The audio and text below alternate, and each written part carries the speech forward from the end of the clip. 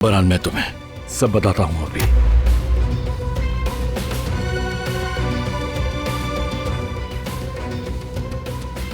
लेकिन समझ नहीं आ रहा बात कहां से शुरू करूं और कहां खत्म। लेकिन अब बताना जरूरी है।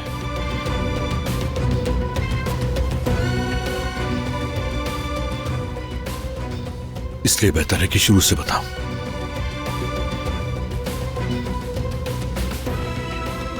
मैंने ये तुम क्या कह रहे हो फराद?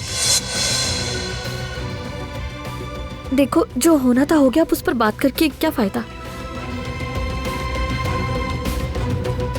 ऐसे ही बस एक फजूल सी बात थी, वो बताने लायक भी नहीं है।